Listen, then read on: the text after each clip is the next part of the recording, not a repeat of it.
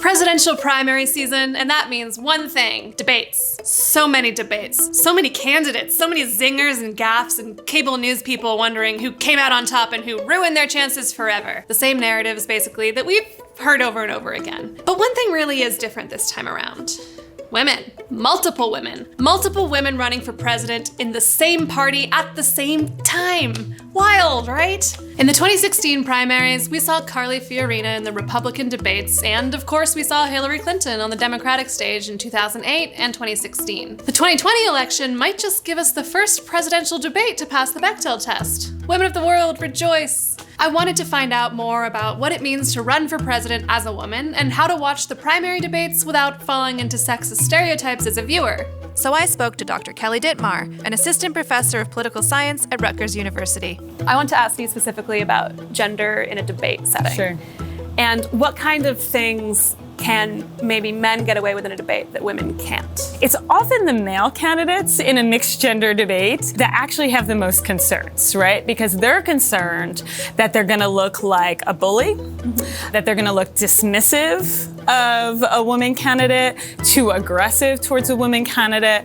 It shouldn't be that hard, right? But in a supercharged, combative debate setting, candidates have gone overboard in the past. Like in the year 2000 when Rick Lazio faced off against Hillary Clinton in a New York Senate debate, and he did this. Sign it right now. Well, we'll shake on this. No, I want your signature because I think that everybody wants to see you signing something that you said you were for. That little incident and the way that viewers watched it and thought, yikes, is now known as the Lazio Effect. And it's something male candidates will want to avoid. That doesn't mean that women candidates are off the gender hook. So for men, I think those are the concerns. For women, though, surely there are things they're gonna be concerned about. They have to spend more time thinking about what they're gonna wear and how they're gonna look because they're gonna get more scrutiny of it. We just know that already from voters, from media, from others.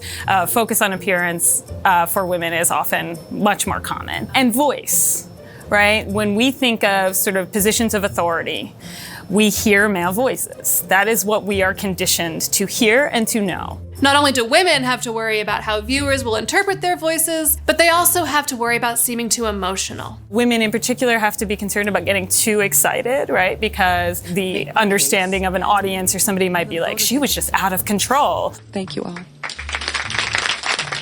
Again, another amplification effect of emotion. If you have that slight tear, you were bawling. If you got frustrated, you were angry. And so that's something else that women have to be cognizant about. A lot of women have probably experienced this amplification effect in their daily lives, where you were a little put out and someone thought you were furious or hysterical. Now imagine handling that kind of scrutiny, plus the pressure of being judged by millions of angry strangers, the American people. Do you think that in the Democratic primary debates, things are going to be different just because of the sheer number of women? Will it somehow make gender less relevant in that setting? I'm always averse to ever thinking that gender is sort of less or more relevant. In other words, I think it's always relevant. It's just a question of how, right? So the gender dynamics shift and change, and even the power dynamics between men and women change depending on the setting and what's going on in any given debate in this case. Typically, when women have been the only one, the concern among the men, again, about sort of appearing like they're bullying up on a woman, or again, sort of being particularly negative towards her, that concern is actually higher because she stands out.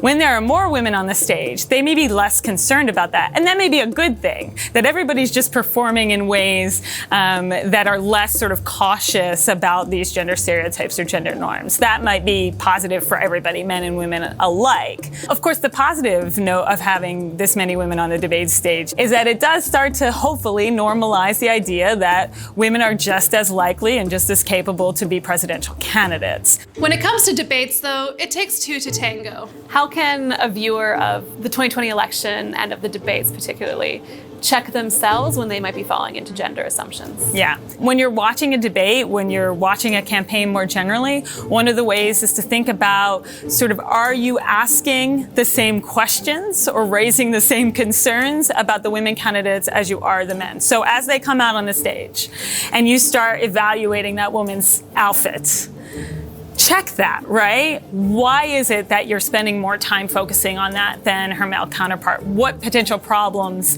will that lead to? In other words, are you not paying attention to what she's saying? Similarly, with voice, check the sort of biases and different ways in which you might evaluate men and women. Understand the ways in which gender might be shaping your view of it, as well as how the candidates are behaving. I don't think I'm that bad. You're likable enough. Thank you so much. So then a sort of secondary thing you can do that's beyond you is evaluate how the candidates themselves are navigating gender, both for themselves as well as the interactions they have with moderators and with the other candidates. So do you see ways in which they might be interacting differently with men, differently with women, and sort of interrogate why that is? And then watch the moderators too. We have ample evidence in the past sometimes of moderators being more dismissive, perhaps towards women candidates. And so that's something to be cognizant of. And finally, the numbers of women moderators. Well, that's that. Together, we can end sexism forever. And all you have to do is check yourself relentlessly for the assumptions you have about gender that you've been pummeled with since birth. Also, you can follow Professor Dittmar during the debates, who will be live tweeting with the hashtag WomenRun2020 for instant gender analysis.